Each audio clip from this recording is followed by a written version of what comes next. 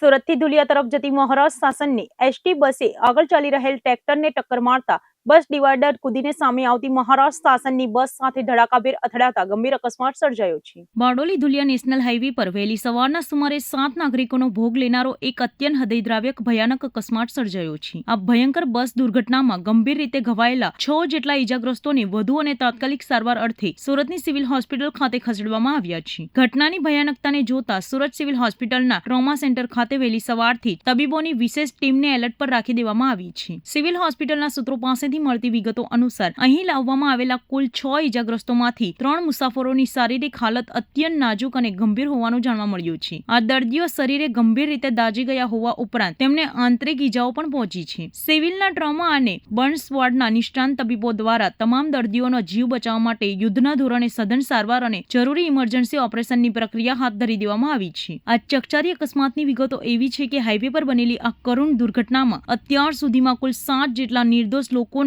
ઘટના સ્થળે જ મોત નીપજ્યા છે, જ્યારે અનેક લોકો લોહીલુહાણ થયા છે। પ્રાથમિક તપાસમાં સામે આવ્યું છે કે અકસ્માતનો ભોગ બનેલી બંને બસો પાડોશી રાજ્ય મહારાષ્ટ્રની હોવાનું ખુલ્યું છે। વહેલી સવારે હાઈવે પર મુસાફરોની ભરેલી બસો પસાર થઈ રહી હતી ત્યારે જ આ કાળચક્ર ફર્યું હતું। ત્યાં હાજર લોકોના જણાવ્યા અનુસાર હાઈવેના રસ્તા પર અગાઉથી જ એક મોટું ટેન્કર કોઈ કારણોસર બંધ હાલતમાં પડ્યું હતું। પૂરપાટ ઝડપે આવી રહેલી બસના ચાલકે રસ્તા પર અચાનક આડે આવેલા આ ટેન્કરને બચાવવાનો પ્રયાસ કર્યો હતો, પરંતુ સ્પીડ વધુ હોવાના કારણે બસ પરનો કાબુ ગુમાવી દીધો હતો। બંને બસો વચ્ચે સામસામે કંપારી છૂટી જાય તેવો જોરદાર અકસ્માત સર્જાયો હતો। આ ટક્કર એટલી ભયાનક હતી કે બસોના પતરા ચીરાઈ ગયા હતા। દુર્ઘટનાએ વધુ વિકરાળ સ્વરૂપ ત્યારે ધારણ કર્યું જ્યારે અકસ્માતનો ભોગ બનેલી બંને બસો પૈકીની એક બસ સીએનજી ગેસ કીટ ધરાવતી હોવાના કારણે ટક્કર લાગતાની સાથે તેમાં જોરદાર બ્લાસ્ટ થયો હતો અને બસ સળગી ઉઠી હતી। જોતજોતામાં આગે આખી બસને લપેટમાં લઈ લીધી હતી, જેના કારણે અંદર બેસેલા મુસાફરોને બહાર નીકળવાની પણ તક ન મળી હતી। સિવિલ હોસ્પિટલના આરએમઓ ડોક્ટર લક્ષ્મણ ટેલિયાણીએ ઈજાગ્રસ્તોની સ્થિતિ અંગે સત્તાવાર બાઇટ આપતા જણાવ્યું હતું કે ડોક્ટર લક્ષ્મણ ટેલિયાણી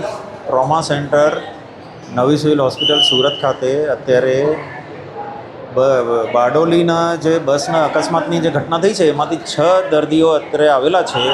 એમને નાની મોટી ઈજાઓ છે, હેડ ઇન્જરી પણ છે, ફ્રેક્ચર્સ પણ છે, પણ સદભાગ્યે અત્યારે વાઇટલી સ્ટેબલ છે। હાલમાં એમની સારવાર સારી રીતે ચાલી રહી છે અને અત્યારે પૂરતી સુવિધાઓ અને પૂરતા ડૉક્ટરો છે, સારવાર સારી રીતે ચાલી રહી છે। મૃત્યુ આંકડા સર કેટલા?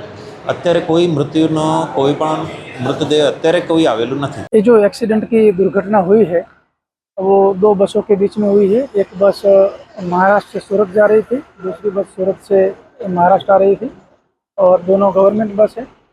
एक पानी का जो ट्रैक्टर के साथ जो टैंकर होता है वो एक जा रहा था, उसके साथ ये सूरत वाली बस है, सूरत से महाराष्ट्र वाली, वो उनका टकराव हुआ और उसके बाद उनका बैलेंस जो है वो बिगड़ गया और डिवाइडर कूद के सामने के साइड ये बस चले गई और महाराष्ट्र से सूरत आने वाली बस थी, उनके साथ जो टकराव हुआ उसकी वजह से वो बस पलटी हो गई और पलटी होने के बाद उसमें आग लगी।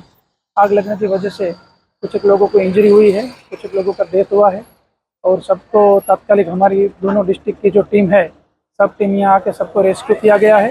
जो भी इंजर्ड पर्सन है उनको प्राथमिकता के आधार पे अभी सब डॉक्टर्स की टीम उनको सारवार दे रही है और उनके जो परिवारजन है उनके साथ हमारी टीम संपर्क में है, वो लोग यहाँ आ जाए और हमारी जो इन्वेस्टिगेशन है वो इन्वेस्टिगेशन अभी चालू है। कितने लोग इसमें लगभग डेथ कर? 7 लोगों का दुखद मृत्यु हुआ है और तकरीबन 20 से 25 लोग इंजर्ड हुए हैं, लेकिन उसमें सभी हॉस्पिटल के साथ हम संपर्क में हैं क्योंकि कुछ एक लोग जो नॉर्मल इंजरी हुई थी वो कुछ एक लोग प्राइवेट व्हीकल में भी यहाँ से जो अच्छे नागरिक कोई जा रहे थे उनके साथ भी चले गए हैं। तो हॉस्पिटल से जैसे इन्फॉर्मेशन आएगी उसके मुताबिक हमारी टीम उनको नोट करती जा रही है और इन्वेस्टिगेशन में उनको शामिल करती जा रही है, तो ताकि एग्जैक्ट पता बाद में चलेगा।